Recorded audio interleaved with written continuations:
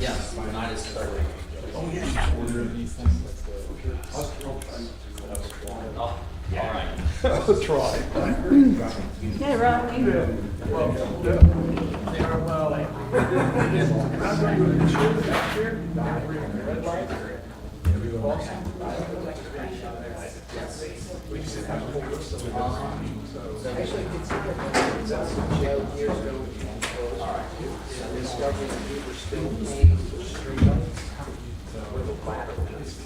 In my mind, I read this. I was thinking, It'll drive up. Yes.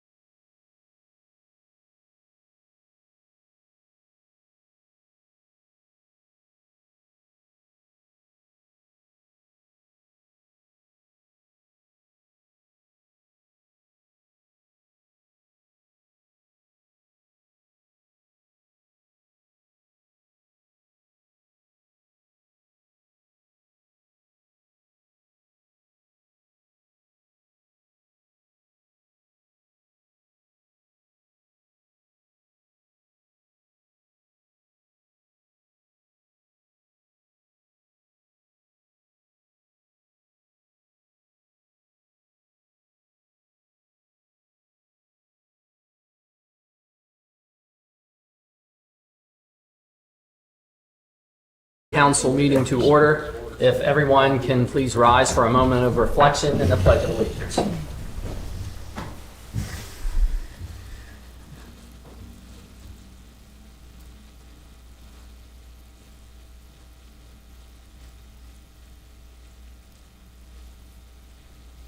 Thank you.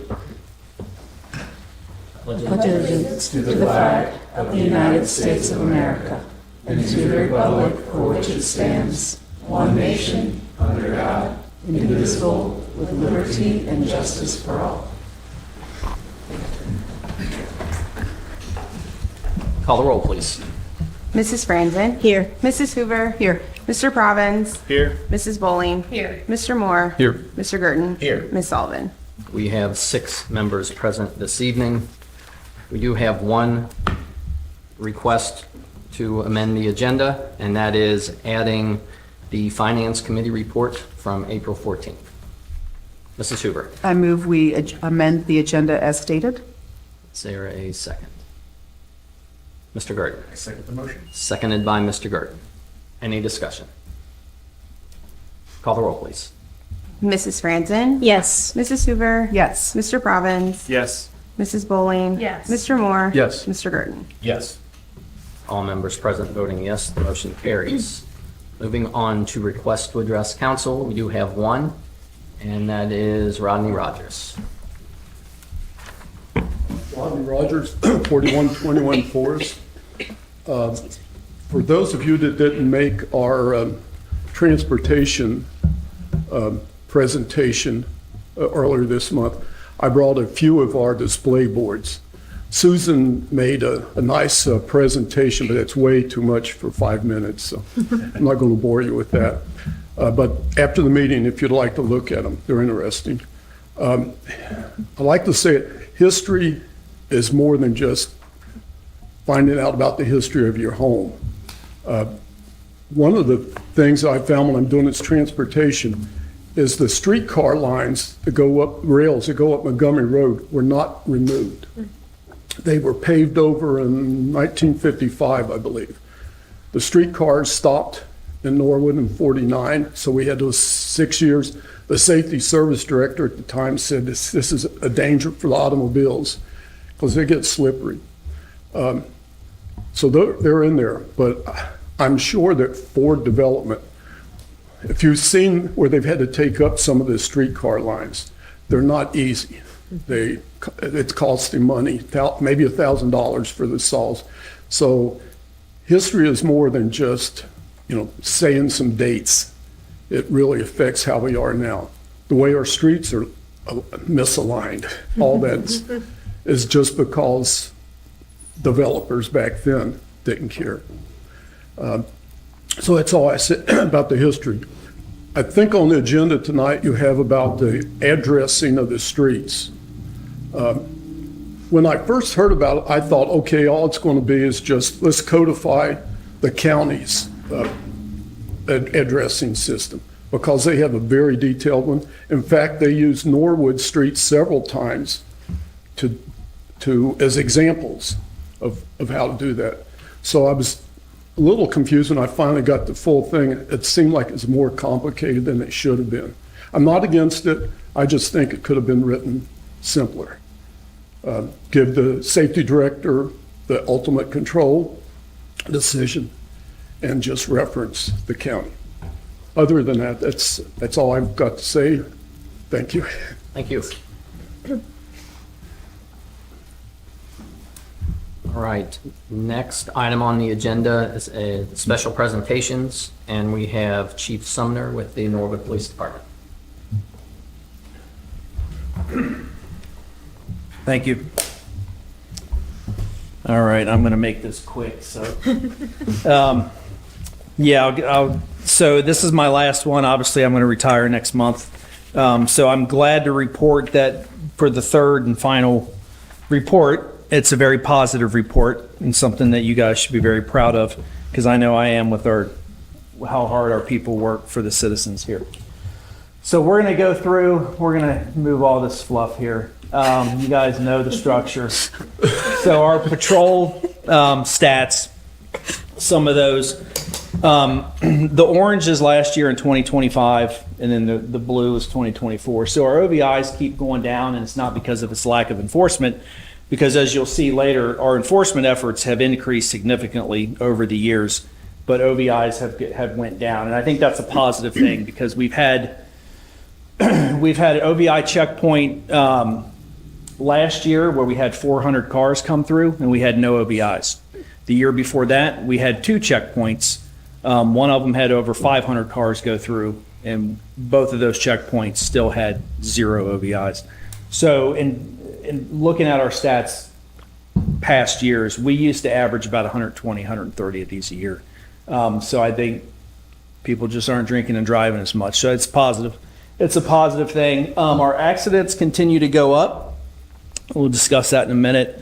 Business checks go down a little bit. And if I could ask if you guys can tell your citizens in the ward about these vacation checks. So we offer that service, and for some reason, if you look at that chart, they went down significantly, like more than half. And I don't know if people just aren't going on vacation or they don't know to call us to get checked, for their homes to get checked, but that's a service that we provide. They can get on our website and type in their vacation information, and it comes to our record management system, and then it gets checked during the day and during the night by officers. Our park checks we'll go into a little bit later. Those are down from the previous year, but they've already significantly increased for next year. So you'll see those numbers increase. We want to reemphasize the importance now that we have 2 working part-time auxiliaries, 1 full-time. They've been doing a lot of good work within these parks to make sure that to keep the bad people out, so to speak. So traffic crashes, as you can see, they continue to go up. They continue to go up regardless of our enforcement efforts. You can see the top 5 crash locations of the city is Montgomery Road, which is part of our central business district. Smith Road, Sherman Avenue, Williams Avenue, and Madison Road. So anytime we do some type of traffic blitz, aggressive driving campaign, we follow the data, and that's where we're going to be to try to limit the impact of the traffic crashes. Our traffic stops, as you can see, has went up significantly from 2024. We had a total of 3,820 stops last year. Out of that 3,820, 1,500 of those were strictly for speed violations. So we tried to make an impact for that. So that continues to go up. Our cited and cautions still continue to go up. So there's a lot of enforcement out there, and most of our traffic violations are for aggressive hazardous driving violations. There's a huge difference between that and, let's just say, non-hazardous driving, like equipment violations. We focus on what makes an impact out here to motorists traveling around. So when we look at our Part 1 and Part 2 crimes, these are the reports that we take in that goes up to the Department of Justice.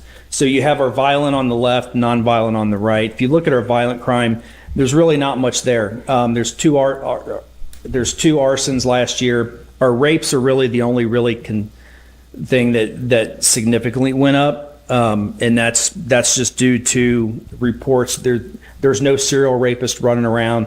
A lot of parties end up with reports after the fact. Our aggravated assaults went down. Our burglaries went down significantly. Our robberies went down by 3. We have not had a homicide or a murder in the last 2 years, which is a positive. So you add those up compared to the year before, and that's down 23%. You go over to the nonviolent section, you have missing persons, overdoses, and fail to comply. Those aren't necessarily considered nonviolent, but it's important that you guys kind of know what's happening and we can keep track of. So missing persons is about the same. Our overdoses popped up by 1, but that's still a significant, very low number. According to the coroner's office, the overdose around the tri-state and the county has significantly decreased. So that affects overall communities. Our fail to comply, as you can see, this is when an officer goes to make a traffic stop and the driver says, nah, baba, nah, see you later, and takes off. There's limited areas where we can pursue and we can't pursue, but we still log it so we can keep track of who's fleeing and who's obeying. So we had 29 of those, so that's going down. Possession of drugs has went down. Domestic violence, I'll talk about in a little bit, which is important. It's went down by 2. Our criminal trespass is about the same. Those are people that are barred from Rookwood, UDFs, Kroger's. And our criminal damages went down significantly. So you add those up compared to the year before, and that's a drop 25%. So that's another positive aspect of what's happening around here. Theft is really the only thing that increases, and that's due to our retail businesses. This is mainly over at Rookwood. We have an officer that works over there every single day on a detail. The problem that we get in here is they don't call us when the crime is happening. They hold their reports once a week. The officer stops by. They said, hey, come here for a minute. I got a report for you. Well, that report is about 7 to 8 reports. So now the officer has to take that information, leave his post over there, come to our department and sit there for 2 hours and make these reports. And it's all for insurance purposes. So it's kind of difficult to actually get these in the act. But as you'll see, our investigators, they spend half of their cases dealing with retail theft. Another thing that's significantly increased is our motor vehicle theft. That's jumped up from 78 to 85 last year. A lot of cars get stolen. So that continues to go up. It didn't increase as much as it did the year before, but the more retail businesses that we get into the city, then the more shoplifting cases we're going to have. We don't need to know that. We know what they do. So our criminal investigation section, as you can see, they assigned themselves more cases last year, but their retail thefts, they spend half of the time dealing with of retail thefts, which is mainly organized crime rings. It's not necessarily individuals. Property crimes is next, followed by personal crimes. As you can see, some of their activity, their cases has increased. Their arrests has decreased a little bit. closed others. That can be from whether victims refuse to prosecute or just they don't have enough evidence to file a charge, or their felony charges has decreased, so is their felony arrests. The misdemeanors has pretty much stayed the same. That's our drug unit. As you probably know, we have our drug unit deals with street level drug dealers, drug complaints. We have an agent that's assigned to the DEA. We also work hand in hand with Cincinnati District 2's violent crimes. And that gives us resources to use to deal with large scale narcotic drug investigations. That's another thing that I'll say. Our drug unit has increased their investigations throughout the city, and they get all of their information through the Norwood Police or the City of Norwood website. So there's a place they can get on there and put in anonymous complaints. Those do get checked, and you may not know it. The person complaining may not know that it's being looked into, but it's being looked into. So most of their, and I can tell you from the last 2 years, we've done more search warrants in Norwood than we have probably in the last 4 years, based on we have refocused. The primary focus is to work with street level drug dealers in Norwood instead of working outside with CPD's partnership. So this is, let's see, I'm trying to streamline this really fast, or I'll be here for 40 minutes. Really, the only thing that has increased here is some marijuana seizures. The heroin's about the same as the year before. As you can see, there's a huge drop off in the methamphetamine. Cocaine is a little bit less, so that's also a positive, that they're not getting as much as they used to. Our administration, Lieutenant, he's been doing a phenomenal job with fleet management, policy and procedures, and training coordination. We've done a lot of training last year, and with scheduling, recruitment, and hiring. So as you can see, the training, we've done over 2,500 hours department-wide training. Most of those are state mandated and OPODA compliance, which covers those important topics of bias policing, de-escalation, search and seizure, impact weapons, firearms. So that's on a yearly basis of what we do. Those increase obviously every year. Some recognition. Last year, Officer Greg Levo, he was awarded the Norwood Chamber of Commerce Police Officer of the Year for his work in OVI enforcement and traffic enforcement. Officer Castellini, he was awarded the Crime Stoppers Award for catching a suspect in the act of breaking into UDF, the one in Evanston at Dana and Montgomery, in the act, pulling a garbage can full of cigarettes out the front door when he drove by. So he took it upon himself to make the apprehension. Crime Stoppers awarded him because I believe that suspect was wanted in a few other burglaries around Cincinnati. So perfect timing. We had a Sergeant, Matt Betcher, who was honored at Great American Ballpark for First Responders Day. So that's a good representation of our department in the city. These are the three new hires that we had last year. So Officer Corey Say, for the first picture, he's the one on the right. We hired him last year along with the other two. So he was certified. He's coming from us from Mount Healthy. So he has experience. Officer Kayla Searles and Officer Sam Wickett, they just graduated the police academy, so they are suited up in uniform and they are out training. We walk into the accountability aspect of what we do, and all that training basically applies to here. So this is what I like to call the accountability section, the high liability areas of what we do, which covers bias-free policing, investigation of employee misconduct, covers vehicle pursuits, police use of force. We won't talk about the collaborative. It's wordy. Use of force, as you can see, after 24,000, almost 25,000 incidents or contacts that we make per year. Last year, we only had 7 use of forces. Compare that to the year before, we had 27,500, we had 8. So these are phenomenal numbers. These are numbers anybody would love to stand up here and gloat about, because I think it's a testament to our training with de-escalation and how we conduct our business, and enforcing enforcing the laws and talking to people down if need be. Those use of forces are broken down even further. We make sure we check people's mental state, their demographics, age, police calls, location. Nothing here is a red flag. Everything is consistent with who we come in contact with. It's even broken down even further, the location, the injuries, any charges, type of force. If you see the type of force and realize that 2 of these have tasers on here, well, we don't have tasers yet. So these 2, they were at a scene where obviously it was an officer needs assistance call, so other departments showed up and used their tasers, but we still have to log that. So these are very minimal use of forces, as you can see. So it's a lot of contacts, very few use of forces, which is great. Same way with our vehicle pursuits. There is a misnomer that we're not allowed to pursue. That's not entirely accurate.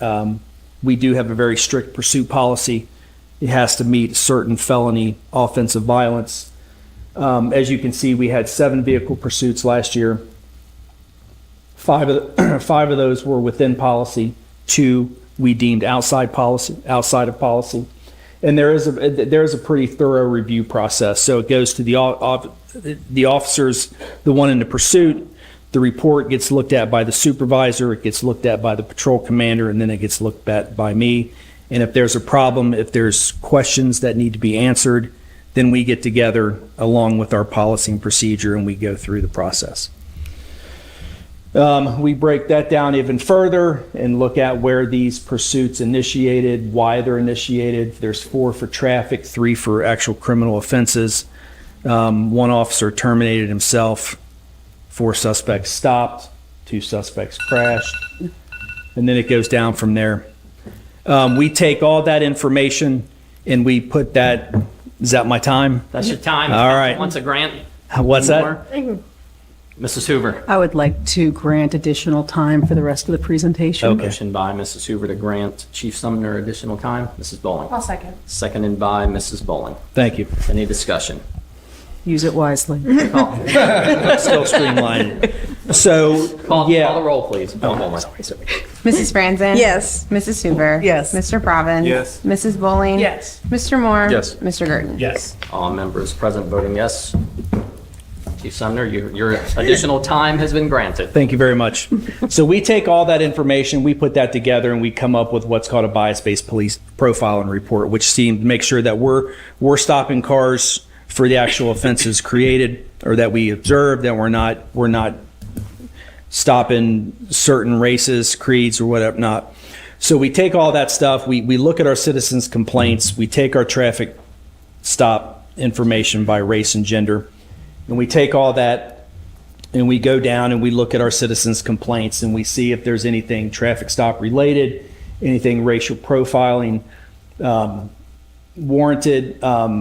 So you have the definitions of how a complaint is, and so you have the type of what the complaint is, who the investigator is that's going to investigate it, and typically if someone comes in and complains, and we take all complaints regardless how it is, we always give it to a supervisor of a higher rank in a different classification of the department to make it as neutral as possible. One of those out of the 6 were sustained, and that was for behavior. And I passed over a slide at the beginning, but everything revolves around our 5 core values. And if it doesn't meet our core values, which is the benchmark of how we're supposed to conduct our business, then this is what happens. We acknowledge that someone's attitude didn't fall within the pride, integrity, commitment, respect, professionalism. But that's what we use, on how we're supposed to interact with people. So as you can see, 4 of them were unfounded, 1 was exonerated, and 1 was sustained. And then we break it down even further by race and gender. And you can see we stop more males than females. We stop white to black ratio, pretty much a 50-50 split. And then it goes on from there. And then we go into auxiliary services. These numbers are a little bit down from the year before, and I would say that the 2024 was probably an outlier. You're probably going to get a consistent statistics through auxiliary status, probably from 2026 on. We hired 2 auxiliaries last year, and it took Joe Faust off the street for several months to train these 2. So that's why these numbers are typically a little bit lower than the year before. Our community engagement team, if you didn't know, our Norwood Police Association, they have a 5013C, which was created several years ago by officers and their families. They do a lot of charity, and they get a lot of donated money, and they turn that around and send that right back to the community. Those are some of the partnerships that we use.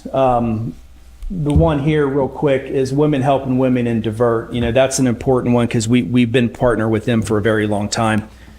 So Women Helping Women has a subset which is called Divert, which is a team of advocates that come out on our domestic violence calls. So whenever we go do a domestic violence incident and there is a victim, they have a radio constant communication. We call them and they're there on scene within 10, 15 minutes. So they can provide real on-site information to survivors of domestic violence. And what's notable about this is Divert started this program back in 2018, and they started it with Cincinnati. The very next year, several months, it was late 2018, beginning of 2019, we hopped on board as the first municipality police department to assist with them. And ever since then, they've been great, and now they're expanded out, and they have over 35 police agencies that they work with. And what they do is they collaborate with the officers on scene to gather information. They provide real-time, tangible support to survivors. They can provide immediate safety planning and connections to shelters and hotels. They can provide food, financial assistance, help assessing victim notifications. They do come out, they attend our monthly roll calls. But the whole main reason for this is because it decreases the chance of re-victimization. And as you can see, even though there's 2 less than the year before, over the last 10 years, there's been a constant decrease in these incidences. So it is effective, it does help, and they're a great organization to work with. So we're in the classes at Norwood View with Adopt a Class. We tend to have more than just uniform officers go there. We like them to look at the whole aspect of policing as a whole. So we'll have detectives or PIO, non-uniform people. We do the Christmas thing every year. The fill a cruiser, we give everything back to the 2 pantries in Norwood. We're always at the community center helping and cooking out. So we're involved a lot. This is probably our best event that we do, which is the Shop with the Cop. They spend thousands and thousands of dollars on this every year, and what we do is we get a hold of the counselors at each elementary school, and they provide names of some students that they feel would benefit from this, and we take them along and have a pizza party, and they get a lot of toys and have the time of their life. So the outlook of this year, obviously we're still doing the bike training. We have 2 people going to bike training here next week, I believe. We're still doing the Street Smarts VR simulator. We're still going to follow the NHTSA catalog or calendar for speed enforcement, aggressive driving. We're still going to continue the monthly OVI enforcement. We have 2 checkpoints planned this year. And then we do have a drone. So we got phase 1 of that program completed. We have 5 drone operators. We have a car that's outfitted to keep that drone in the car. So we have 24-hour coverage if we need it. And then, we're already almost halfway through the year, but right now we're 2 candidates short. We started Police Academy in May 4th. So we should be swearing in 2 new candidates probably Friday. I leave next month in May, so you'll have a new police chief, which will have a trickle-down effect. You'll have a new lieutenant promotion, a sergeant promotion. We're still working on getting some speed cameras. We just purchased another e-bike, so we want, obviously the weather's getting warmer. We want more people out on the bikes. So they were out all day yesterday. We're going to continue working on the Ohio Collaborative. We do not have a canine anymore, so our next police chief will be working on that. And the taser that you guys voted for and allowed us to have, that is still in the implementation phase. We already send our instructors to training. they've been trained. We're in policy review mode now, so it shouldn't be too long until those hit the street. So in summary, right now we're 2 officers below complement, violent crimes down, nonviolent crimes down, crashes are up, retail thefts up. CIS still has experiencing an increase in caseload in retail theft. We're still going to work with the Ohio Collaboratives. Once I started as a police chief 3 years ago, we were not certified or compliant in any of them, and now we only have like 2 left. So we're doing good work there. Our use of forces are phenomenally low. Out of almost 25,000 incidences, we've had 7 use of forces. Same way with the pursuits, 6 citizens complaints, which is great, and 0 racial profiling complaints. And that's it. Do you have any questions for me? Mr. Providence. I do have a couple, and I'm new, so bear Sure. with me. On your stats there, the domestic violence, it fell under nonviolent crimes. Yes. Help me understand. It's considered a nonviolent crime because domestic violence crime, even though it is a crime of violence, Yeah. it's still considered a misdemeanor offense. Okay. So a part 1 crime of violent crime is typically your felony categories. Okay. Thank you. And what category does gun violence fall under? If I'm looking at this. It doesn't have so you would have to try to specify what actually type of gun violence are we talking about. Okay. Gun violence itself is not a crime. So if you shot someone or shot at someone, that would be considered the aggravated assault crime. So that would be under the felonious assault, aggravated assault. Okay. The And we fel- don't parse those out in the data at all, like assault without a gun and assault with a gun? No, I do have data though. I had a slide that said John Moore slide because he asked me this question last year about gun violence, but I didn't have it on here. So to your question, and probably to your question as well, we've had, I believe, six to seven offenses where we actually had a shooting. So obviously that's a lot because there's 6 victims there, but I think out of the whole totality of the city and all the runs and the incidences that we have, that's still a very low number. We've had no homicides. So we had, and when I say a shooting, we actually have a suspect that we have either charged and arrested. Maybe one of those. We had one on Norwood Avenue. We had one on Section Avenue, which was a double shooting that I call a podcast that went awry. 2 people showed up for a podcast, 2 people shot each other. So both people were arrested. We had a shooting at Surrey Square where a person came out, juvenile was in his car, and he felt it was appropriate to fire shots across the parking lot as the kid was walking away. So he didn't hit the kid, luckily, but he was arrested. So we've had 6 incidences out of almost 25,000 where we've actually had 2 people shooting at each other. Okay. And last question, could you talk to me about the drone program? How are they used? So it's new. So it's in the cruiser, and we use that as almost like a first responder. So we've had 30 deployments so far. A lot of times, night shift will get runs of dementia patients walking out of their house. Okay. So it's 3 o'clock in the morning. We have a drone that can go up and see heat and see if we can find that. We use it as for crash scenes. If we have an auto accident that's on the highway and they're having trouble getting down there, we can put a drone out to see what would be the easiest way to do. We've had deployments. Most of our deployments, well, no, I shouldn't say most. A handful we have assisted other police departments. Typically would be for a pursuit where it's crashed and the suspect had fled the scene. We've had some of those incidences.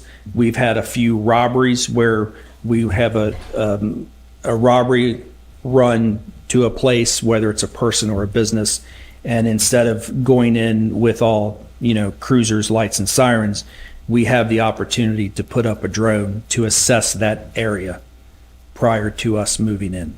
Okay. So it sounds like we use them more as like a response to an incident than actual patrolling. Yeah, we don't patrol with it. Okay. So there would have to be an incident involved Okay. for us to send it up. Thank you. Any other questions for Chief Sumner? Mr. Moore. Yes, thank you, Chief, and thank you for your service to Norwood. Thank you. I know that at different points, like the police fleet has come into question just in terms of vehicles disabled due to crashes or service Yes. needs or things like that. I'm just wondering if you could speak generally to kind of the state of the fleet and let's call it like load management on the vehicles.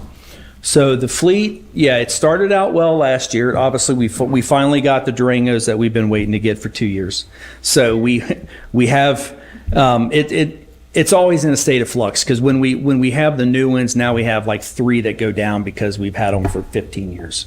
So, but we do have some money for a budget to get 2 this year, and I would assume that the new chief will probably try to squeeze in the 3rd one.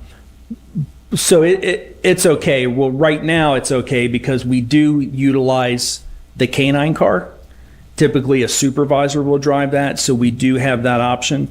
And we also have the option to use the canine's spare car at this point. So eventually those are going to have to go offline, and that's only going to be for a canine unit. But the issue with the cars is that, the FRP says that we are allotted money each year for 3 cruisers, but the money that they allot will not buy 3 cruisers. So 2 is fine. I mean, if we can get 2 every year, which I think that we can, then we should be able to catch up. Yeah.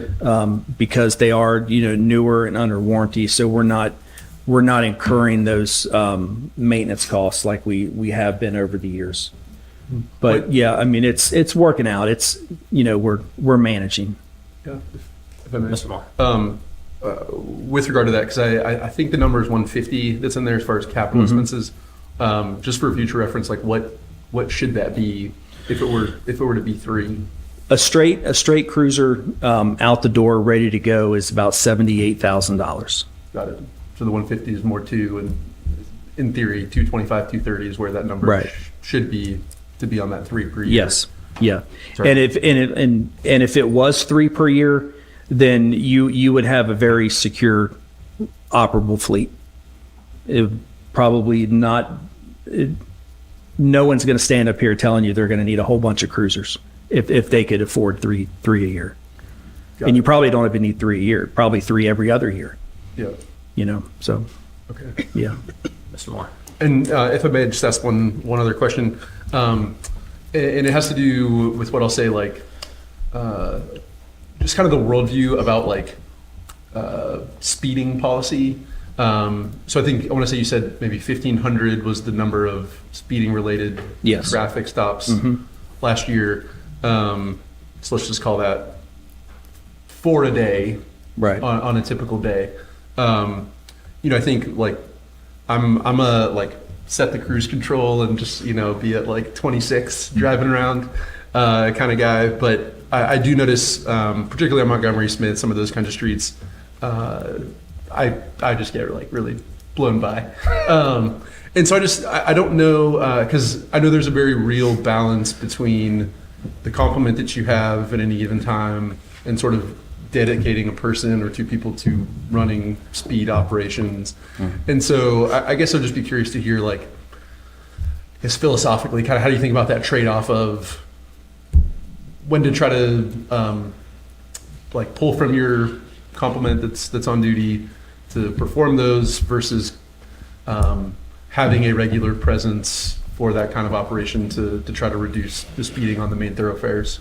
So every day there's an officer. It's almost like wards, but the beats are different. So you have an officer in different section of the city. It's expected of them that there is areas within their beat that they should run traffic enforcement. The old saying, "A ticket a day keeps the supervisors away," is still accurate. Okay. So 4 beats, 4 tickets a day, 4 beats. 1,500 a year. There we go. We try, yes. So that's the saying. The ticket a day keeps the supervisors away. But everybody has an area in their beat that they know is a problem with speeding. Yeah. Now, the unwritten rule of speeding, especially on the main thoroughfare, is 15 miles an hour over. Now that can fluctuate because you're on a main state route, more than 2 lanes on each side. So we generally give 40 or more. If you're doing 40 or more, you're more likely to stop and get cited. If you're going 35, you're probably good to go. If you're going 35 on a back street residential area, then you're going to get stopped and cited, right? But that's what we run when we come to look at our stats and we say, okay, we need a little bit more enforcement than just the ticket a day keeps the supervisors away. So we'll get people to come in for overtime, or we will sit down and roll call and we will say we need, this street enforced. So we will lower that threshold. And it's not necessarily to write actual tickets, but it's to make stops and to tell people what the speed limit is, what we're going to tolerate, what we're not going to tolerate, and to knock it off. Obviously, around the school system or around the schools in the mornings, that's open game. If you're going more than 25 in a school zone, you're going to get stopped and cited. There's really no discretion about that. So every day you should have an officer out there within the city conducting some type of traffic enforcement. And that's what that's the expectation, and that's what we try to do. When the NHTSA calendars come out and they do their click it or ticket or their traffic blitz and stuff, then we will have a detail to do that, and we will focus on areas where we have the most crashes. Okay. Does that make sense? Yep. So every car has a radar in it. We have plenty enough handheld radars. So if you don't have a handheld, you have an in-car radar. So somewhere throughout the beat, someone should be sitting, not necessarily hiding, but not that that's a bad thing, but a ticket a day keeps the supervisors away. It is the expectation that they should be enforcing traffic. Okay, thank you. Mr. Gardner. Chief, I don't know if Lieutenant Vickers is the right person to direct this one to, and not to surprise you, but last time you were here, Lieutenant Vickers, we were talking about body cam public requests.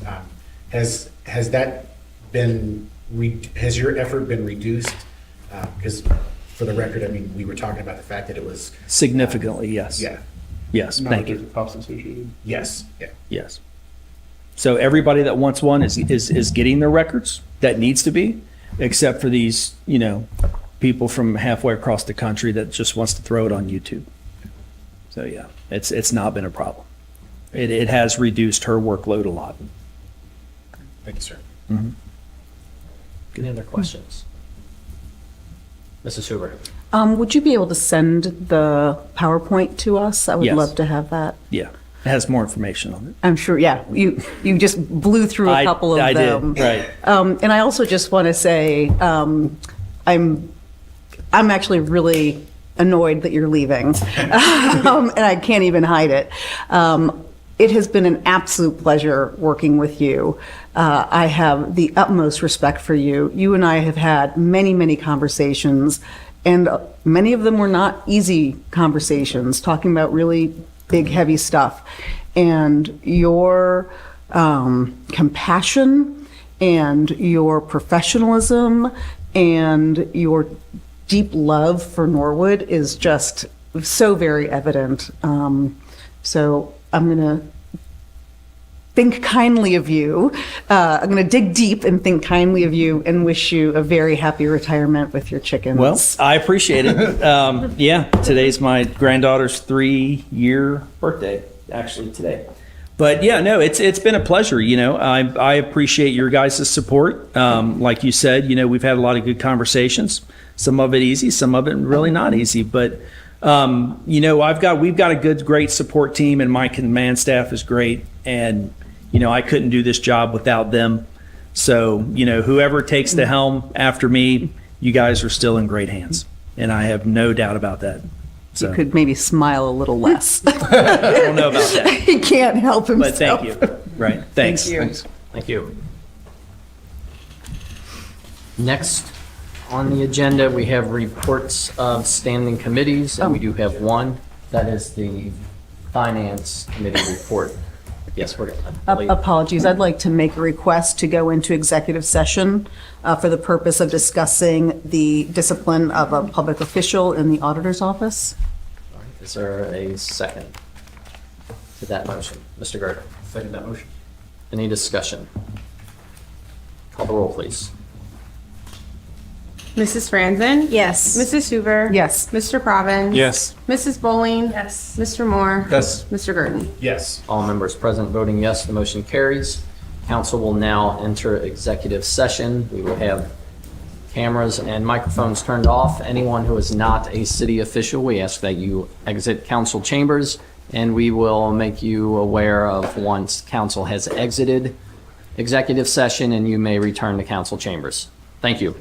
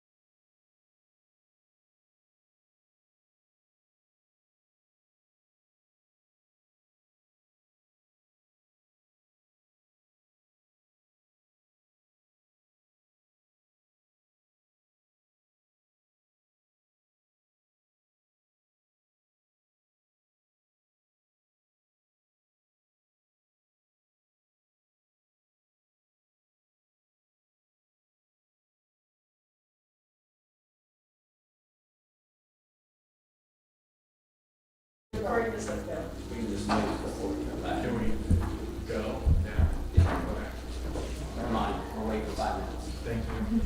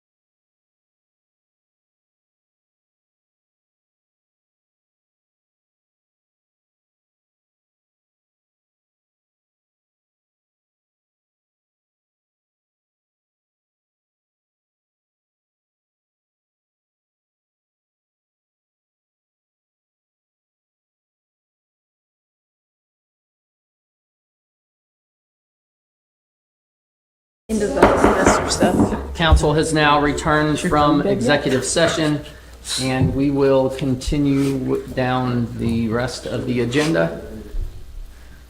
And that next item is reports of standing committees of council, and that is the Finance Committee report from April the 14th. Mr. Gerton.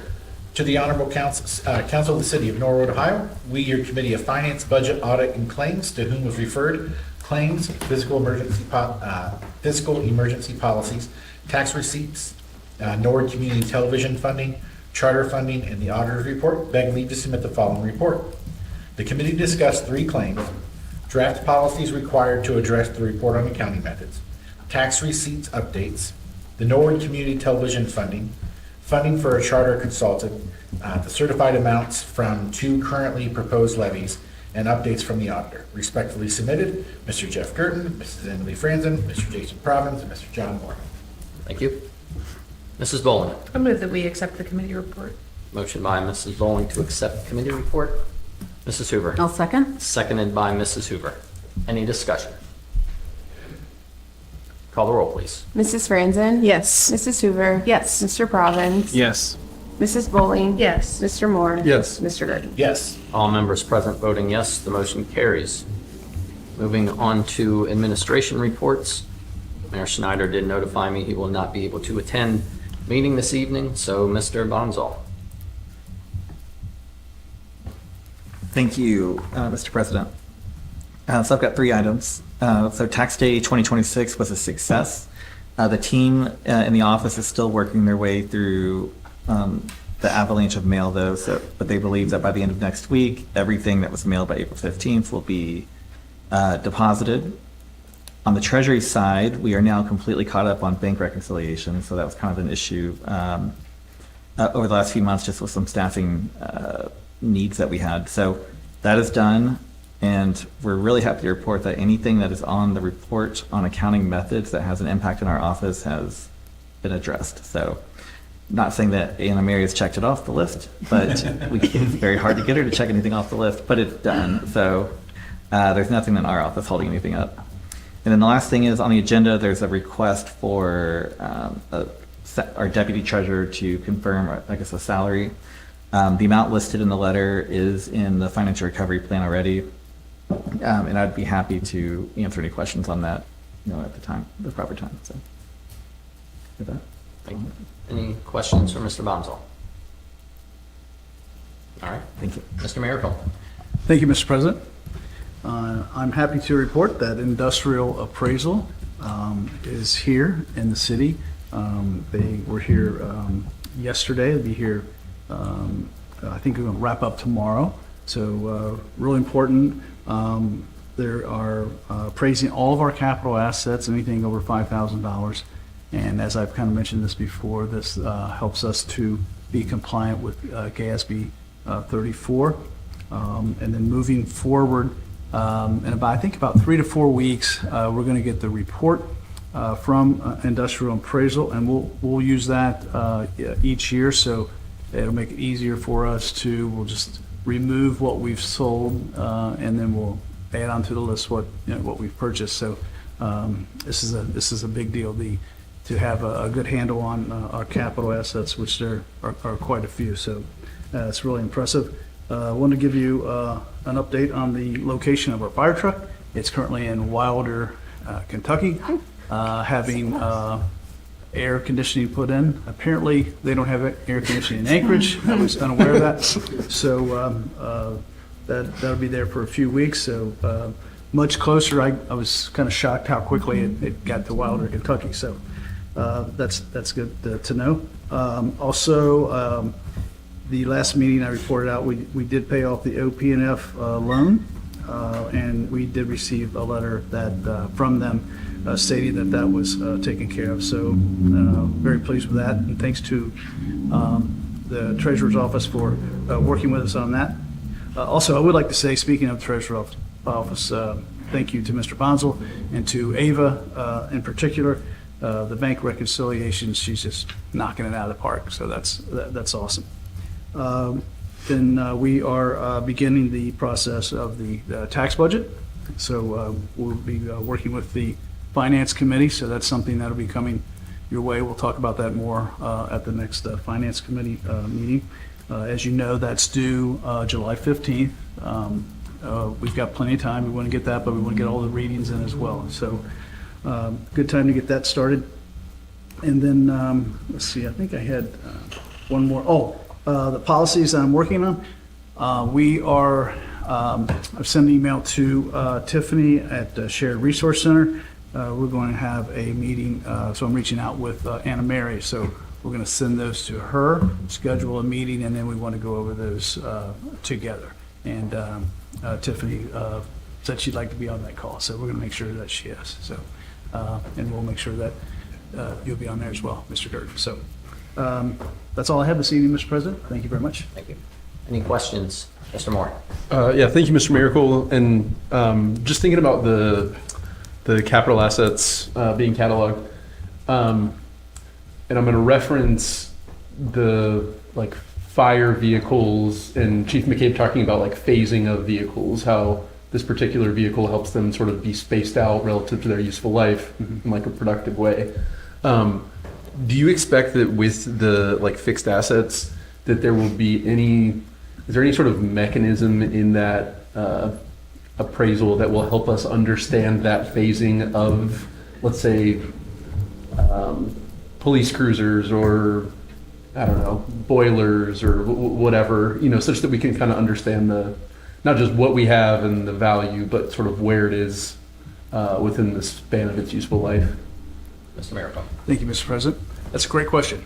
And yes, what's going to be on there is the dates, the date of purchase. So we'll know, and of course, these are going to be depreciated, so we'll know where they are in their depreciation. Obviously, something's fully depreciated. It's been here quite a while, but we will have the dates on there, and it's land, buildings, infrastructure, all the vehicles. So I think precisely what where you're going with this is that you will have a clearer picture of this. You might have ever how many police vehicles that we have, but you'll have when they were put into service, and then so we'll be able to review that. That's something that I'd like to bring to the Finance Committee when we get this, and that's something that we can review maybe quarterly or whenever we feel that it's necessary, but at least annually to review those. And then FRP comes around, budgeting comes around.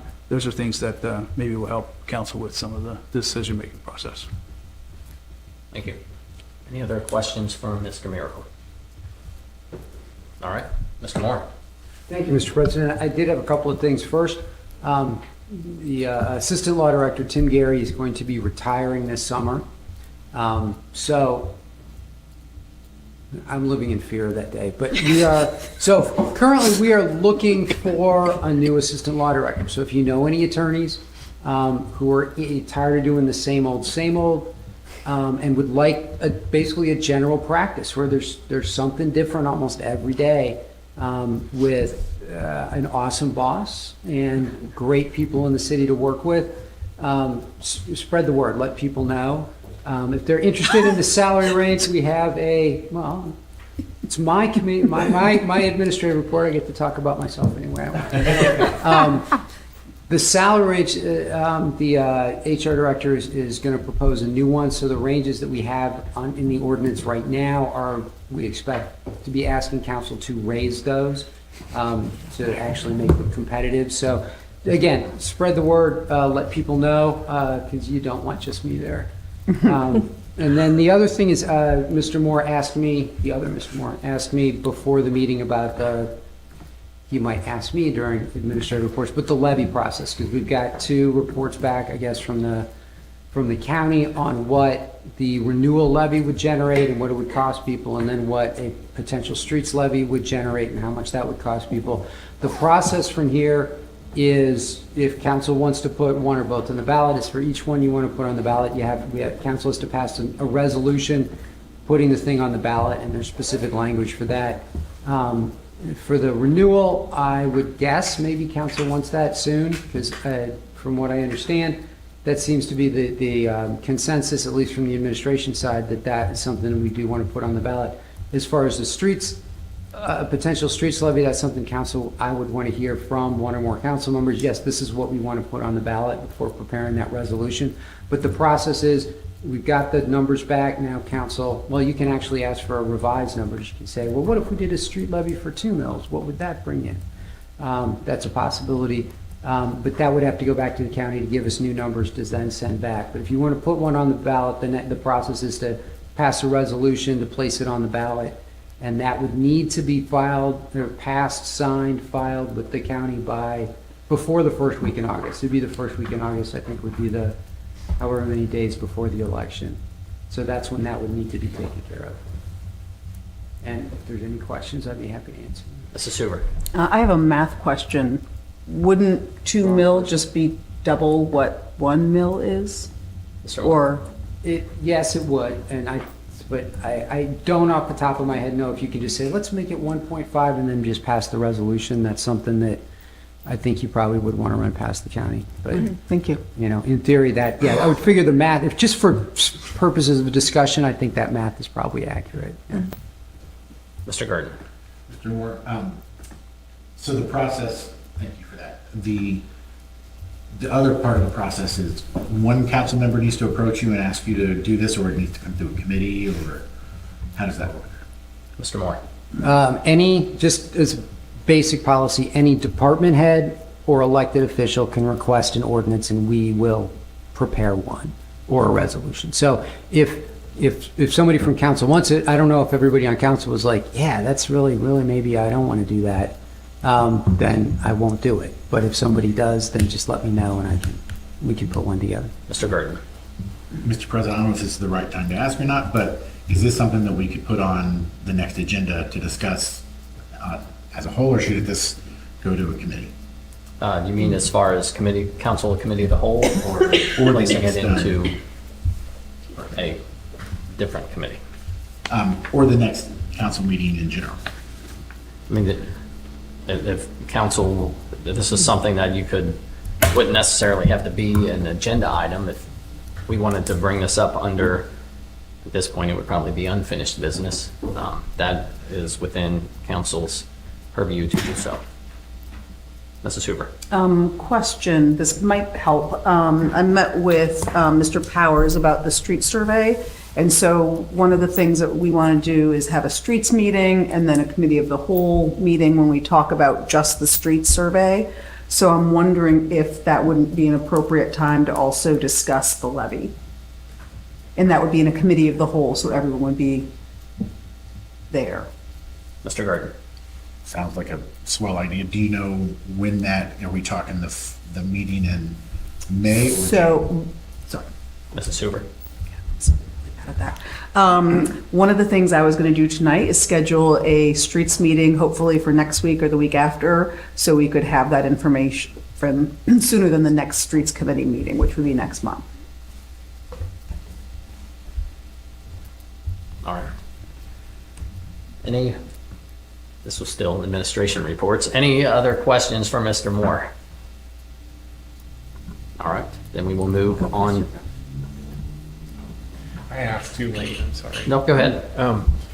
So with the levies to get on the ballot, is there a kind of an odd window of like we can't pass it too soon, but then not too late, do you know?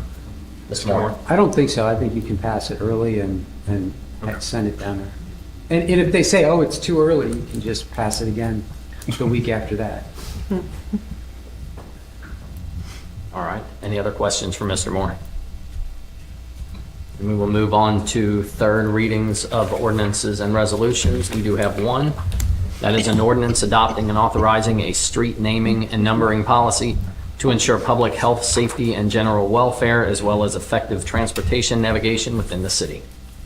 Mrs. Franzen. I move we have the third reading of this ordinance. Motion by Mrs. Franzen to have the third reading of the ordinance. Mrs. Bowling. Second. Seconded by Mrs. Bowling. Any discussion? Call the roll, please. Mrs. Franzen? Yes. Mrs. Hoover? Yes. Mr. Province? Yes. Mrs. Bowling? Yes. Mr. Moore? Yes. Mr. Gurdon? Yes. All members present voting yes, the motion carries. Please have the third reading of the ordinance. An ordinance adopting and authorizing a street naming and numbering policy to ensure public health, safety, and general welfare, as well as effective transportation navigation within the city. Thank you. Mrs. Hoover. I make a motion we pass the ordinance. Motion by Mrs. Hoover to pass the ordinance. Is there a second?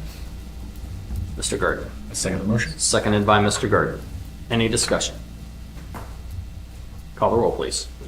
Mrs. Franzen? Yes. Mrs. Hoover? Yes. Mr. Provence? Yes.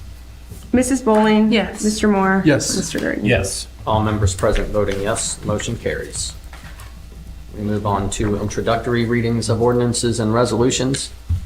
The first is an ordinance amending Norwood Codified Ordinance Section 121.01, regular and special meetings, place and time, and declaring an emergency.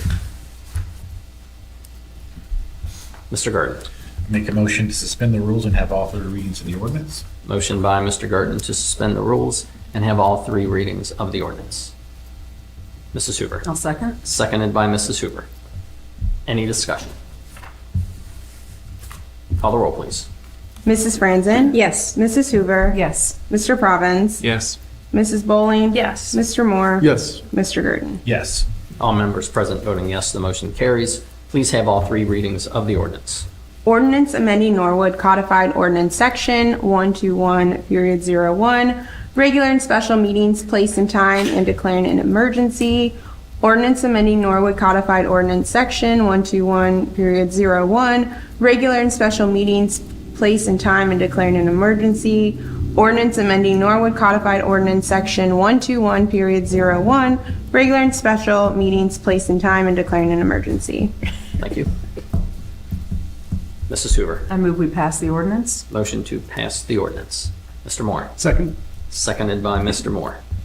Any discussion? Call the roll, please. Mrs. Franzen? Yes. Mrs. Hoover? Yes. Mr. Provence? Yes. Mrs. Bowling? Yes. Mr. Moore? Yes. Mr. Gurdon? Yes. All members present voting yes, the motion carries. Next item is an ordinance authorizing the Safety Service Director to enter into a contract with Rush Truck Centers for the purchase of a new 2027 International HV 607 dump truck and chassis for use by the Norwood Public Works Department and declaring an emergency. Mr. Gurdon. Make a motion to suspend the rules and have all three readings of the ordinance. Motion by Mr. Gurdon to suspend the rules and have all three readings of the ordinance.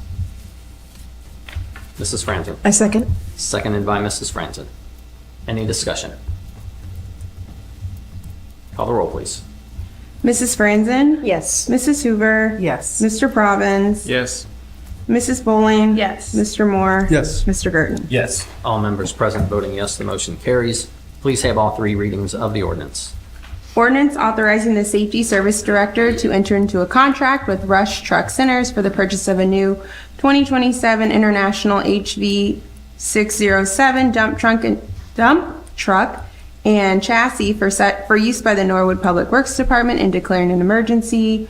Ordinance authorizing the Safety Service Director to enter into a contract with Rush Truck Centers for the purchase of a new 2027 International HV 607 dump truck and chassis for use by the Norwood Public Works Department and declaring an emergency.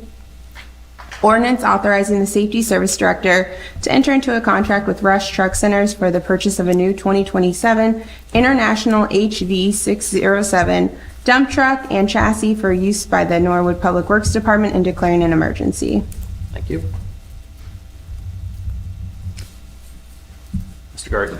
Make a motion to pass the ordinance. Motion by Mr. Gurdon to pass the ordinance. Mrs. Hoover. I'll second. Seconded by Mrs. Hoover. Any discussion?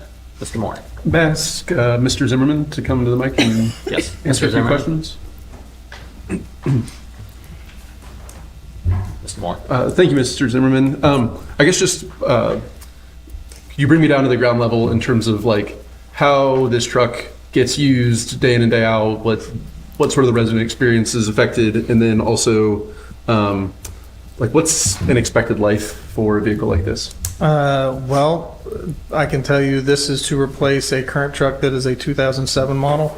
Okay. So 18 years is not the ideal service life for a truck. I can tell you, especially one that this is, its main function, especially throughout snow and ice removal time, is to haul salt and de-ice the streets. So that's the main function of this during winter time. It's also used to pick up all kinds of debris, haul dirt, stuff we clean out of catch basins, ball field dirt, etc. But its main function is snow and ice removal. We have 2 trucks that are still currently in the fleet that are from 2007. This is to replace one of those. So this was laid out in the FRP for this project. There probably will be another truck, probably in another year or so, to get the other 2007 off the line. So then we will have 5 decent trucks that we can, at that point, then start staggering, the replacement cost after, say, once you get around 10 years, especially something seen as much salt as these things take in a while. If not the truck's in decent shape, sometimes you can just switch out the bed and hydraulics and keep the cab and chassis. But it really, it's on a case-by-case basis, just depends how the truck bears over time. Mr. Moore. Thank you, Mr. Zimmerman. And I guess just, this is my ignorance. So is there some kind of attachment that's hooked up such that it's used as the actual spreader of salt, or is it hauling, but then a different vehicle services the roads? No, so this truck does dual service. So this truck that we're buying now is literally just the cab and the chassis, the bed, or the rails. There will be another provider that will actually put the dump truck bed and the hydraulics and everything on. When they do that bed and the hydraulics, that salt spreader, the auger, and the auger box are all made to order for that bed, right? So this will be just the truck. The accoutrement will come later, right? And then those two together, that's the reason why I said, sometimes the truck can outlast the bed and the hydraulics, and sometimes you can switch those out. But this is serviced by Rush Truck Center, and then the bed and the hydraulics typically come from Naphod. So, thank you. But they are the auger box, the spreader and everything, that comes off when it's not in use during the winter time, and it's just a straight dump truck with a straight tailgate on it, so we can haul all kinds of debris and anything we need to haul. Mr. Gardner. I just want to applaud your knowledge as a budget director for all the information on the public works equipment. I don't know where that I've just been here a long time. Thank you. Any other questions? All right, thank you. Motion on the floor by Mr. Gerton, seconded by Mrs. Hoover, is to pass the ordinance. Call the roll, please. Mrs. Franzen? Yes. Mrs. Hoover? Yes. Mr. Provence? Yes. Mrs. Bowling? Yes. Mr. Moore? Yes. Mr. Gerton? Yes. All members present voting yes, the motion carries. Last item is and just to note, this was amended. I know we passed this at the last meeting. You'll note at the end, it says as amended. Ordinance amending 62-2024, which superseded Ordinance 51-2024, which superseded Ordinance 47-2024, which amended Ordinance 18-2009, implementing Section 3735.65 through 3735.70 of the Ohio Revised Code to establish a community reinvestment area in the city of Norwood, to revise certain procedural requirements, and effectuate the global tax incentive agreement with the Norwood City School District, and declaring an emergency as amended. Mr. Gardner. With my apologies to the clerk, I make a motion to suspend the rules and have all 3 readings of the ordinance. Motion by Mr. Gerton to suspend the rules and have all 3 readings of the ordinance. Mrs. Franzen. I second. Seconded by Mrs. Franzen. Any discussion? Call the roll, please. Mrs. Franzen? Yes. Mrs. Hoover? Yes. Mr. Provence? Yes. Mrs. Bowling? Yes. Mr. Moore? Yes. Mr. Gerton? Yes. All members present voting yes, the motion carries. Please have all 3 brief readings of this ordinance. Ordinance amending 62-2024, which superseded Ordinance 51-2024, which superseded Ordinance 47-2024, which amended Ordinance 18-2009, implementing Sections 3735.65 through 3735.70 of the Ohio Revised Code to establish a community reinvestment area in the city of Norwood, to revise certain procedural requirements and effectuate the global tax incentive agreement with the Norwood City School District, and declaring an emergency as amended. Ordinance amending 62-2024, which superseded Ordinance 51-2024, which superseded Ordinance 47-2024, which amended Ordinance 18-2009, implementing Sections 3735.65 through 3735.70 of the Ohio Revised Code to establish a community reinvestment area in the city of Norwood, to revise certain procedural requirements and effectuate the global tax incentive agreement with the Norwood City School District and declaring an emergency as amended. Ordinance amending 62-2024, which superseded Ordinance 51-2024, which superseded Ordinance 47-2024, which amended Ordinance 18-2009, implementing Sections 3735.65 through 3735.70 of the Ohio Revised Code to establish a community reinvestment area in the city of Norwood, to revise certain procedural requirements and effectuate the global tax incentive agreement with the Norwood City School District and declaring an emergency as amended. Thank you. Mrs. Hoover. I make a motion, we pass the ordinance. Motion by Mrs. Hoover to pass the ordinance. Is there a second? Mrs. Bowling. I'll second. Seconded by Mrs. Bowling. Any discussion? Call the roll, please. Mrs. Franzen? Yes. Mrs. Hoover? Yes. Mr. Robbins? Yes. Mrs. Bowling? Yes. Mr. Moore? Yes. Mr. Girton? Yes. All members present voting yes, the motion carries. We now move over to unfinished business. Any unfinished business? Mrs. Hoover. You know, I've got a bunch of stuff, and I'm gonna And try the to be as... keyboard isn't working, so Oh. I'm going to navigate everything with the mouse. So Oh, hold on. apologies. I think we have dead batteries. All right. I want to give an update on the community composting hub. We already have 33 households that are participating. We've already diverted 1,300 pounds of scraps, valuable nutrient-rich scraps from the landfill. A whole bunch of emissions prevented, and we should be getting 127.6 new soil from that. If you want to sign up, go to the Norwood Board of Health, and they have the information. It's free for a year for Norwood residents, and you get a really cool big 5-gallon bucket that you can take with you. So check that out. The next item is we had our very first upcycling event. This was something that I did in partnership with Carolyn from the Board of Health. This was a really exciting event. These were all the vendors. It was a phenomenal day. We still don't have our final counts of how much was diverted, but myself, I got 3 very big bins full of books to go to the Friends of the Library. We had Reboot, recycling was there, paper shredding, clothes bin, baby bear, tree board.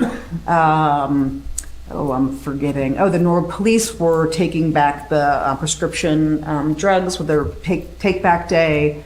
The police helped us with the setup to make sure everything ran smoothly. Public Works helped. It was just really beautiful. So looking forward to doing that again next year. So check that out. That same day, there was the Bridget Kelly Day of Service. Of course, I hope everyone knows Bridget Kelly. Her friends gathered, over 50 volunteers strong, came to Norwood. I know Mr. Bonzel was out there. I think some other, Emily, of course, Mrs. Branson was there. But they spread throughout Norwood. They were in our parks, spreading mulch. They were picking up litter. We had, I believe, over 25 volunteers descended on Williams Garden, and Jeannie Sickinger was almost in tears. She was like, this is 2 months worth of work. I think 28 bags of debris was removed. So it was really just a lovely day and a beautiful tribute to Bridget. I think she would have been proud. So that's going to be an annual thing that they're going to be doing. So keep your eyes open for next year. And this was on the Saturday closest to her birthday, so that's why they chose that date. See, Click, Fix. This actually came up in our streets meeting that they're, I could have done a better graphic job, focus. Mr. Moore had mentioned that he was aware that there were a lot of missing street signs. This is a great way to notify the city. You take a picture or just say online the corner of, Spencer and Clenny is missing a street sign, and Public Works will get it up. So please use See-Click Fix. Please have it on your phone. You can use it from your laptop. You can report anonymously. Everything from tall grass to potholes, abandoned vehicles, parking infractions, litter, graffiti, traffic complaints. And it's a great way to, it helps the city know where they need to put their efforts and energy. And actually, one of the things I often do is I'll go through and just sort of take a look at what complaints are popping up for neighbors. So anyway, check that out. Anything else? Oh, the mini hub is up and running. We're doing this in collaboration with the Cincinnati Recycling and Reuse Hub. This is another diversion of opportunity that is free for Norwood residents. And they take all the plastic film, like almost everything that could go in your orange, hefty Renew bag, except for straws and plastic utensils. But your styrofoam, your Skyline containers, your egg cartons, your prescription bottles, empty, of course, please. All of that can be dropped off at the Board of Health. She's doing the first and third Wednesdays and Tuesdays and Wednesdays, and the times are on there. If you have questions, go to their website. Another great opportunity. Oh yeah, next date's May 5th and 6th, and then May 19 and 20. And the Marsh Park. Was it 2 weeks ago? We had the unveiling of the Marsh Park marker. It was such a lovely event. We had, the mayor was there, Susan Daniels with the Historical Society, Chris Hanlon, who's a local historian, Gabrielle, who is with the Ohio History Connection, and then another picture of all the folks that came to help celebrate and acknowledge. Please meander by, check it out. It's really, really lovely. I didn't realize it. It's the second historical marker that Norwood has. The first is at the high school. So this is only our second. Many more to get. But please go by. The QR code takes you to the history of the park. And I think it's really important to acknowledge. I know way back when I first brought this up on council, there was a concern that this was putting a black eye on Norwood, that this was a moment of shame for us. And for me and the folks that were gathered there, that was not the case. This is a story that has long deserved to be told. And it was a really lovely acknowledgement of where the city is going and where our future is. So that is all I have under unfinished business. Thank you. Mr. Providence. I have a couple things. On our agenda, we still have that ordinance there. So just as a reminder for the charter, again, this doesn't mean that we want a charter, but we want to give the residents of Norwood an option to establish a charter if they so please. So this ordinance will place the question on the ballot in November, whether or not to establish a commission. So alongside that, if you know people that are just, I want a charter for Norwood, I think it's a good thing, have them email me and I'll be happy to kind of walk them through how they can run for the commission and that sort of thing.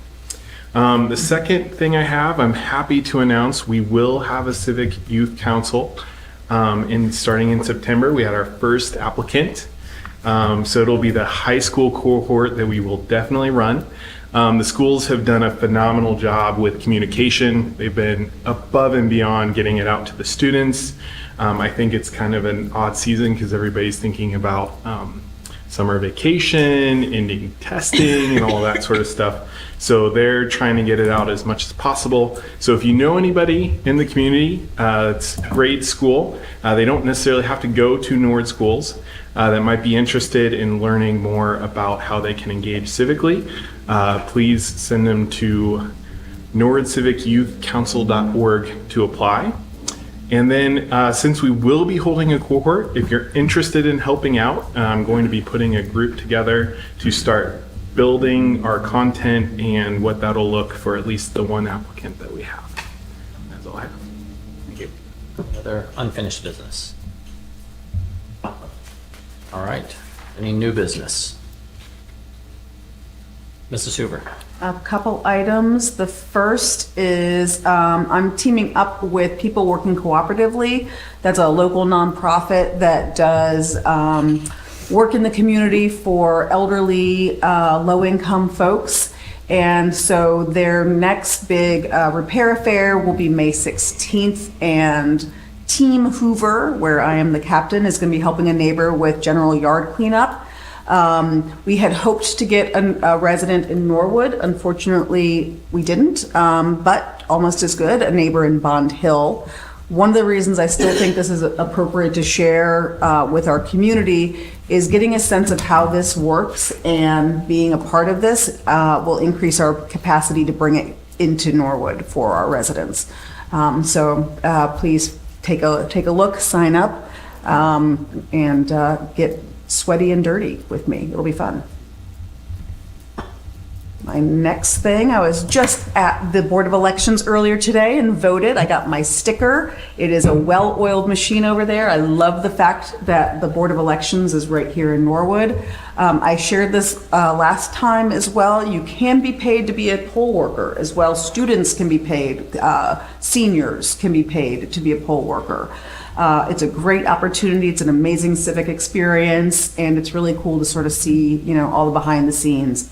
I put up there all the early voting days and times, which is current, and then the primary is on Tuesday. Hope to see folks out there.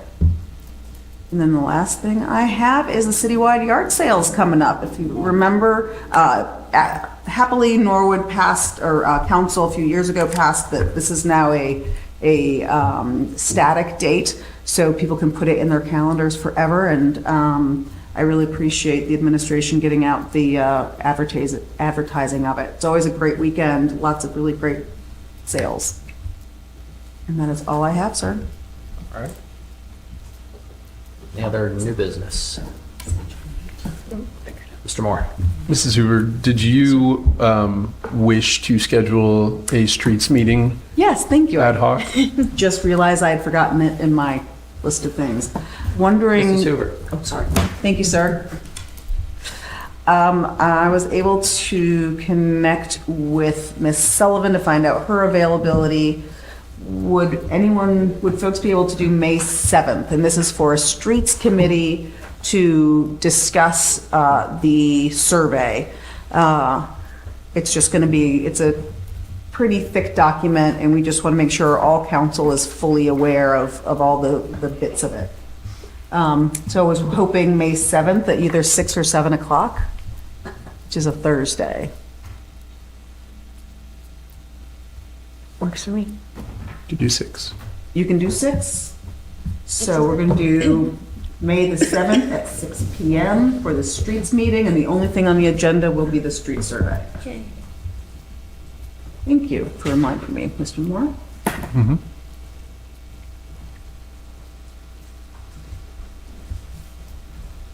Any other new business?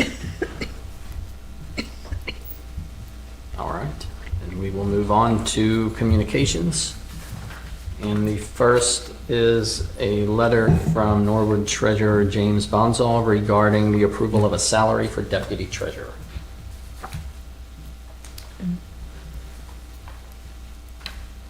Mrs. Franklin. I'll make a motion that we receive and file the letter as if read. Because Oh, of the I'm sorry. salary requirement, this will also, I don't know if you wanted to hear the letter anyway, but council will also have to approve the salary because it is more than 10% above the minimum. Well, in that case, I want to amend my motion to receive and file the letter as if read and approve the salary as requested by Mr. Bonsall. Is there a second? Mr. Gurton. Second. Seconded by Mr. Gurton. Any discussion? Mr. Gurton. Mr. Bonsall, is this a new position? Mr. Bonsall. Thank you, Mr. President. It is a new position, but we also then reduced a tax position. So basically, it's kind of a net zero. But yes, and when you say new, actually, excuse me, when you say new position, we have had a deputy treasurer in the city in the past. It's always been in our list of salary ordinance, it's always been listed as a position in the list of salaries for the appointed officials for the ranges. However, it has not been funded or filled for quite some time. But with just the importance of the tax department, I felt it was kind of necessary to take out a lot of those treasury responsibilities from our tax commissioner, Tim Wagers, and allow him to better focus on taxes so that we can focus on maximizing the revenue that we bring into the city. Mr. Gardner. And 2 follow-up questions. Just because I'm curious and I was looking at the budget, does this come out of the earnings tax line or the treasurer's line? Mr. Boswell. Thank you, Mr. President. Yeah, it's a great question. So it'll come out of the treasurer's line. There could be I will say there could just be a little, not duplicated, but they're just depending on the way the expenses were there. I think we tried our best we could to estimate when Ava would take the role, but not knowing when the plan would be approved, we weren't sure. But yeah, so it'll be a treasury role. Mr. You answered my second follow-up. So. All right. Motion on the floor by Mrs. Franzen, seconded by Mr. Garten, is to receive and file the letter and approve the salary as requested. Any further discussion? Call the roll, please. Mrs. Franzen? Yes. Mrs. Hoover? Yes. Mr. Province? Yes. Mrs. Bowling? Yes. Mr. Moore? Yes. Mr. Gurdon? Yes. All members present voting yes, the motion carries. Next item is a letter from the Norwood Planning Commission regarding zoning code updates for group homes.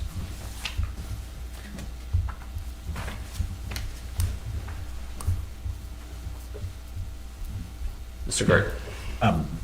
Mr. President, just to clarify, are we approving this and then putting it on the, or filing it and then putting it on the agenda?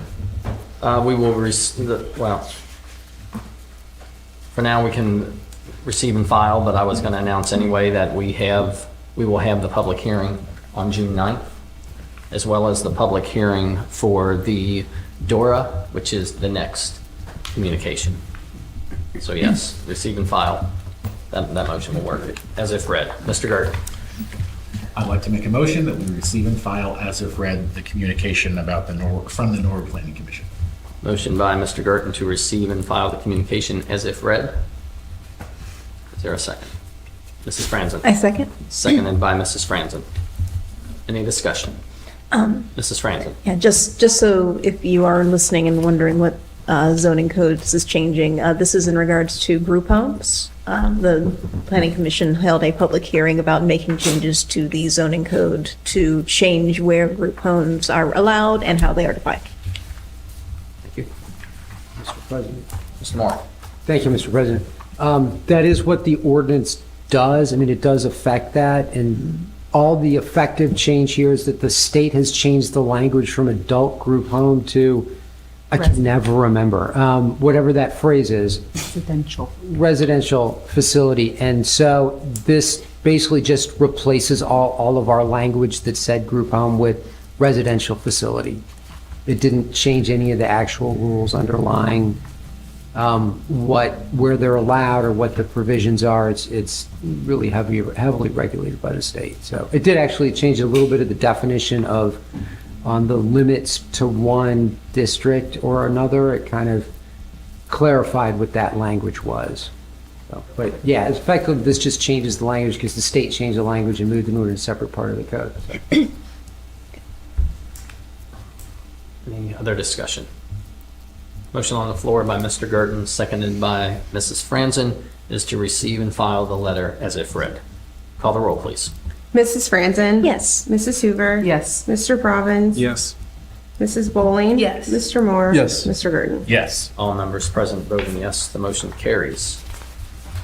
Next item is from Mr. Moore, that is pertaining to the DORA application. Mrs. Franzen. I move that we receive and file the letter as if read.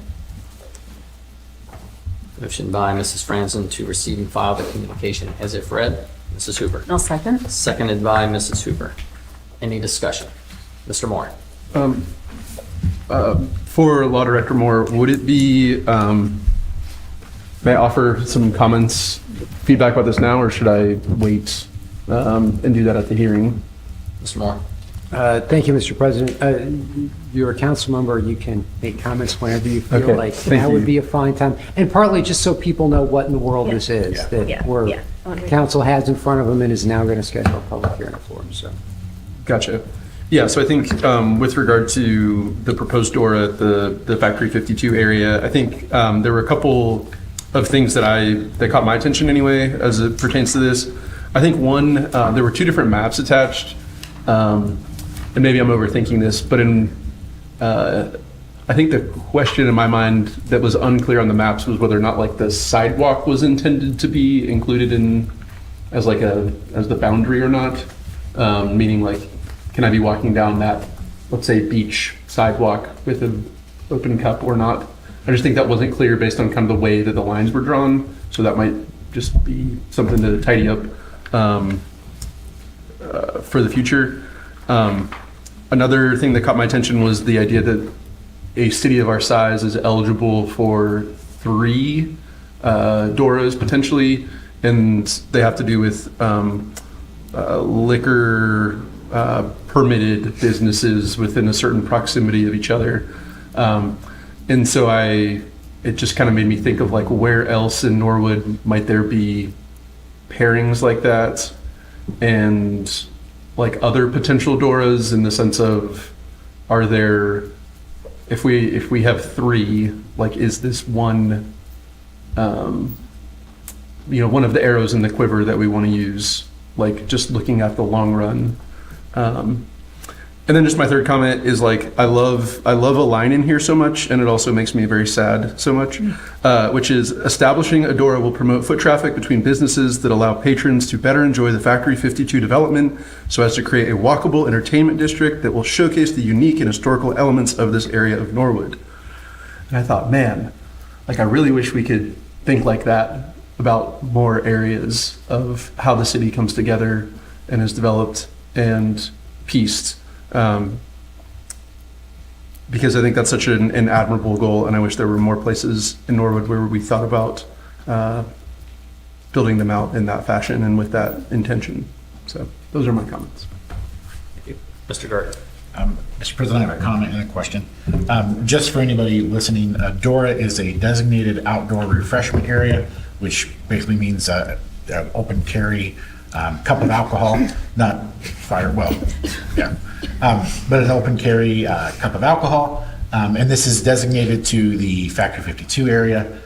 My question, Mr. President, if I may, Mr. Moore, so we have the public hearing and then there will be a reading or 3 readings of the ordinance after that. Is that correct? Mr. Moore. Thank you, Mr. President. I honestly don't know if there would be, I'm assuming there would be, you'd think there would be an ordinance. I have not really dug that far into it. It's been this, and in the prior submission they made a few years ago, it's been a question of, well, is this even a start, is this a non-starter the way you proposed it? This one, and as we get farther, and I just got this, we got this like last week, or was it earlier? Yeah, last week. And I kind of skimmed it, but I haven't really looked that far into it. Yeah, there would be, you have 30 days, I think it is, after the public hearing to make a decision on whether to approve it or not. So it doesn't have to be decided that night. Thank you. Any further discussion? Motion on the floor. Who did make that? I didn't have the first. I have the second. Motion on the floor by Mrs. Franzen, seconded by Mrs. Hoover, was to receive and file the communication as if read. Call the roll, please. Mrs. Franzen? Yes. Mrs. Hoover? Yes. Mr. Province? Yes. Mrs. Bowling? Yes. Mr. Moore? Yes. Mr. Gurdon? Yes. All members present voting yes, the motion carries. The last item is a communication from the Norwood Tree Board, and that is the minutes from their April 6, 2026 meeting. Mrs. Franzen. I move that we receive and file the minutes as if read. Motion by Mrs. Franzen to receive and file as if read. Mr. Gerton. Point of order. The minutes were in the previous packet that was sent out, is that correct? Correct. They were included in the packet that was sent out on Friday. For whatever reason, when the amended agenda with the updated time was sent out yesterday, those 3 pages were missing. But in the initial packet, they are pages 46, 47, 48, and 49 from the Friday packet. Thank you, Mr. President. Thank you. Mr. Gerton. Second the motion. Seconded by Mr. Gerton. Any discussion? Call the roll, please. Mrs. Franzen? Yes. Mrs. Hoover? Yes. Mr. Robbins? Yes. Mrs. Bowling? Yes. Mr. Moore? Yes. Mr. Gerton? Yes. All members present voting yes, the motion carries. We do have one absent member. Mr. Gerton. Make a motion to excuse the absence. Motion by Mr. Gerton to excuse the absent member. Mr. Moore. Second? Seconded by Mr. Moore. Any discussion? Call the roll, please. Mrs. Franzen? Yes. Mrs. Hoover? Yes. Mr. Robbins? Yes. Mrs. Bowling? Yes.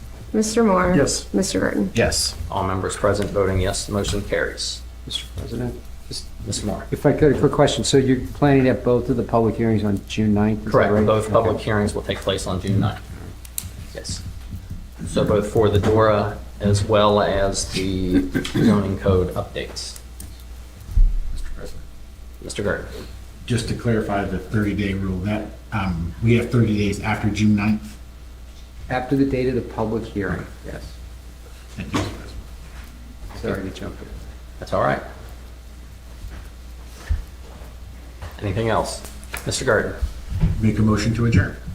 Is there a second? Mrs. Bowling. I'll second. Seconded by Mrs. Bowling. Call the roll, please. Mrs. Franzen? Yes. Mrs. Hoover? Yes. Mr. Province? Yes. Mrs. Bowling? Yes. Mr. Moore? Yes. Mr. Gerton? Yes. All members present voting yes, the motion carries. This meeting is hereby adjourned.